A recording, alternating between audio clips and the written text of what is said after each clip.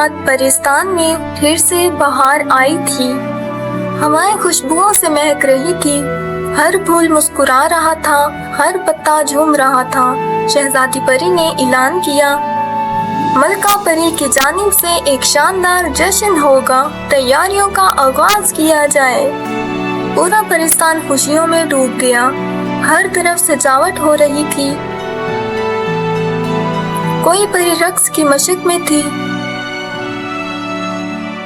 کوئی خوبصورت لباس تیار کر رہی تھی، تو کوئی رنگ برنگے پھول چننے میں مصروف تھی۔ لاوینے روشنی سے چمکتی، نرم دل اور باکمال پری تھی، جو پرستان کی سب سے مشہور شیف سمجھی جاتی تھی۔ اس کا ریسٹورینٹ تھا ذائقہ نور۔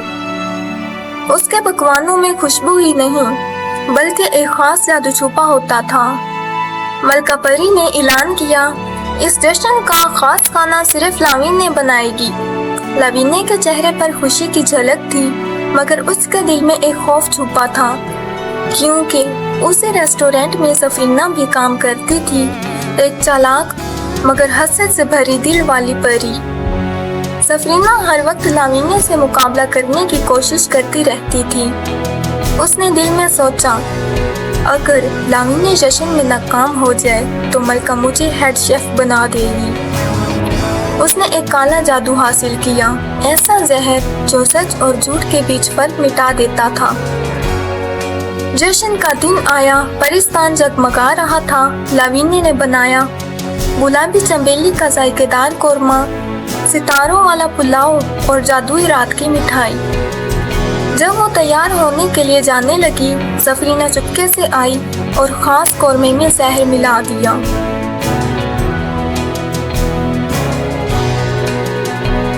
پریوں نے خوبصورت رقص کیا، جگنوں کا شو ہوا، فیشن واک ہوئی۔ لاوینے جیسے ہی ہال میں داخل ہوئی، سب کی نظریں اس پر رک گئیں۔ وہ چاندنی سے بھی زیادہ حسین لگ رہی تھی۔ ملکہ نے اعلان کیا، اب کھانے کا وقت ہے۔ کھانے کی خاص ڈشز پیش کی گئی۔ ملکہ اور ان کی دوست نظرینہ کھانے کا پہلا لقمہ لیا اور اچانک نظرینہ کی طبیعت بگڑ گئی۔ سفینہ فوراً بولی، ملکہ، یہ زہریلا کھانا لاوینے نے بنایا ہے۔ تحقیق ہوئی، کھانے میں واقعی زہر تھا۔ ملکہ نے غصے سے حکم دیا، لاوینے کو قید کر دیا جائے۔ لاوینے روتی رہی، میں بے قصور ہوں، مگر کسی نے اس کی بات نہ سنی۔ قید میں لاوینے آسمان کی جانب دیکھ کر دعائیں کرتی رہی، اے پرستان کی روشنی، اگر میری نیت پاک ہے تو میری سچائی سب پر ظاہر کر دو۔ اس رات ایک نورانی جھلک اس کے سامنے آئی، ایک پری جس کا نام تھا مہرونہ، سچ دکھانے والی پری۔ مہرونہ نے کہا، میں وقت کے دامن سے سچ لانے آئی ہوں۔ اگلے دن نظرینہ ہوش میں آئی اور آہستہ سے کہا، ملکہ عالیہ، میں نے لاوینے کو کھانا پیش کرتے نہیں دیکھا، شاید کوئی اور تھا۔ ملکہ نے جادوئی کیمرے کے مناظر منگوائے، مگر کچھ فریم غائب تھے۔ سفینہ ہنسی اور بولی، شاید کیمرہ خراب ہو گیا ہے یا کسی نے سازش کی ہے۔ ملکہ شک میں پڑ گئی، مگر ثبوت کے بغیر کچھ نہ کہہ سکی۔ لاوینے روتے ہوئے کہتی رہی، میں بے قصور ہوں۔ ملکہ نے کہا، افسوس، مگر قانون سب کے لیے برابر ہے۔ سفینہ رات کے اندھیرے میں مسکرا کر بولی، اس بار بھی تم ہار گئی لاوینے۔ قید میں لاوینے اداسی سے بیٹھی تھی۔ ایک دن ایک بوڑھا جادوگر بابا، فخران بابا وہاں سے گزرا۔ اس نے لاوینے کی آنکھوں میں سچائی دیکھی اور پوچھا، کیا تم واقعی بے قصور ہو؟ لاوینے نے اس بات میں سر ہلایا۔ بابا نے کہا، تو لو، یہ سچائی دکھانے والا پتا لے لو، جو صرف تب چمکے گا جب درد اور محبت ایک ہو جائیں۔ تمہارے پاس صرف 3 دن ہیں۔ لاوینے چھپ کر قید سے نکل گئی۔ اس نے سفینہ کی ہر حرکت پر نظر رکھنا شروع کی۔ سفینہ اب ملکہ کے بہت قریب ہو چکی تھی۔ وہ پرستان کی شہزادی شیف بننے کی تیاری کر رہی تھی۔